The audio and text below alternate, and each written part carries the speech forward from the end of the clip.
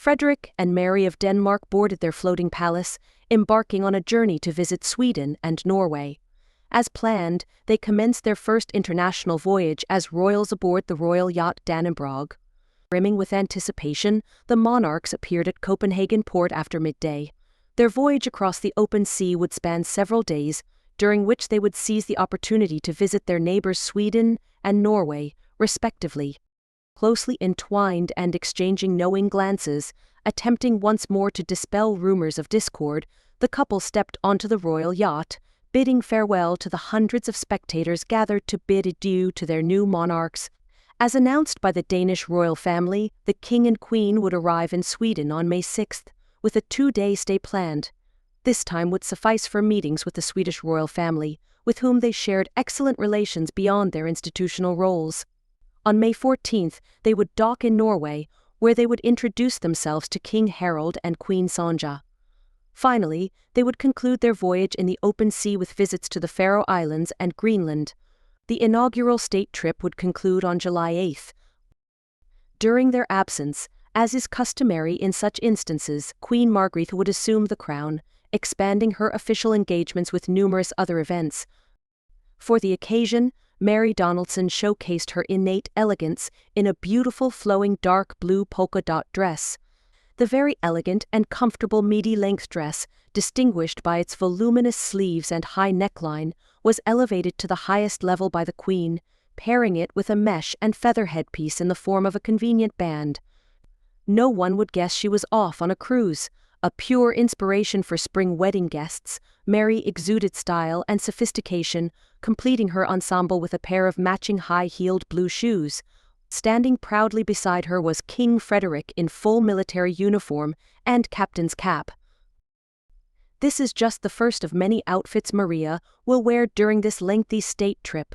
The suitcase is full of options and historical treasures, and it's worth noting that in Stockholm and Oslo, they will be traditionally entertained with a formal dinner in their honor. A golden opportunity to showcase their finest attire. Mary looked stylish and refined, completing her ensemble with a pair of matching high-heeled blue shoes. Standing proudly beside her was King Frederick in full military uniform with a captain's cap. The royal yacht Dannebrog, named after the national flag, is an impressive 78-meter vessel, serving as one of the official residences of the Danish royal family. Built at the Royal Danish Naval Shipyard in 1931 to 1932, it boasts all the comforts and luxuries of any of their palaces.